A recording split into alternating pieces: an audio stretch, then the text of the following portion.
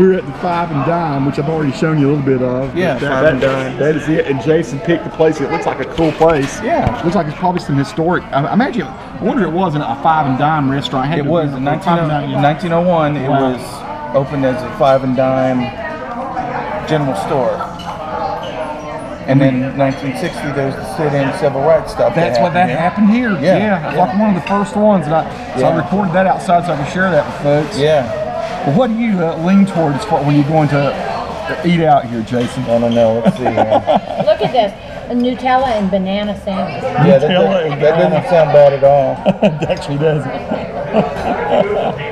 Bad for my hips. How you learned to do the fracking and stuff? Did you go to college to be are you a geologist or something? No. I spent 4 years in the Coast Guard actually, and I got out of the Coast Guard. And my dad owned a wireline service. It was an oil field service, and he got me into the business. And I worked as an MWD hand, which is called short for measurement while drilling. So we do the surveys and stuff. So while the drillers are drilling down underground, there's an actual electronic tool that sits just behind that drill bit that tells them where they're at. Yeah. So I got into running that tool. It did that. I did that for a year, and then an opportunity came up and said, "Do you want to come into the office?" The problem is you're going to have to move out to Little Rock because we need a well planner in Little Rock. Yeah. And so I was like, "Sure, I'll do it." I don't know anything about well planning, but if you put me in front of a computer, I can learn it, no problem. And it took me about 6 months to get swinging with that. Really good. I've been doing that since 2008, I think. Wow. Fantastic. And so that was like 2008. Nobody said anything about fracking at that point in time. And then that Gasland video came out, and it seems like everybody knew what fracking was, and they all knew it was bad. But it's not really bad, is it? I mean, no. There's a lot of precautions that are involved in making sure that there's no groundwater contamination. Yeah. Because they set that surface casing. There's like about 4 or 5 layers of cement. You put a casing down through there that goes beyond the typical groundwater. You go way down below. Right. We're drilling like 1 or 2 miles below the ground.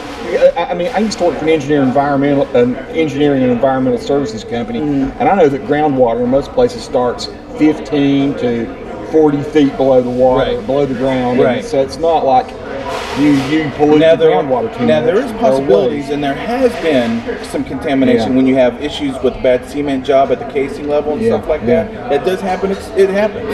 It's not the case though. There's millions of wells that are drilled correctly, and you have half a dozen or so that cause an issue. And like we're like sitting on a glut of natural gas. Yeah, right? natural really gas and oil. Still. It's called tight oil. That's what they call it.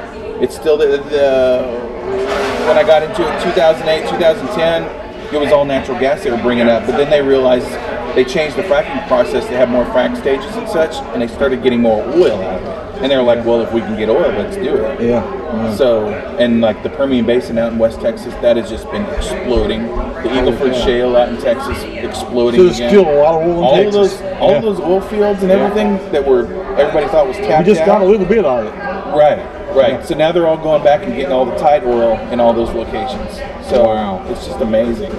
It's hard to put a profile together of what a person is, but just based on what they share, like I said, you've only shared 6 or 7 or 8, maybe 8 or 9 videos. Yeah. And we're waiting for a couple people. I love places with old metal ceilings like this. I like it because it's got I mean, this is the kind of place I used to eat in when I was a kid in the 60s and 70s. Well, the Five and Dime usually had like 1 pound, like that. Did it? Yeah. They're like Woolworths always did. Right. Woolworths. I'm showing my age now, but yeah. Woolies. So, Jason, how old are you? 43. I'll be 44 next August. 44 next August. Okay. So I'm 50. I'm the old guy here probably. No. Look at you being look at you. He's trying to get some brown. No. Yeah, I'm the old lady here. That's all right. I'm still here. You look awesome. Thank you. You do good. Chili mustard and coleslaw. That's interesting. I know, they got a lot of everything, don't they? Frito pie, aka chips and chili. God, yes, a Frito pie. My sister makes a Frito pie. I love Frito. Well, see, I saw one of your. She was cooking some sort of Irish dish or something. That you were doing it.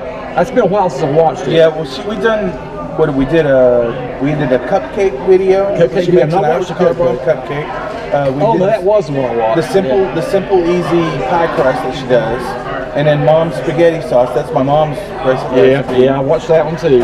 And we did a corned beef one, but I don't think I actually got anything really good out of that because had some difficulties cutting it here because there's a process of like 6 weeks to make corned beef.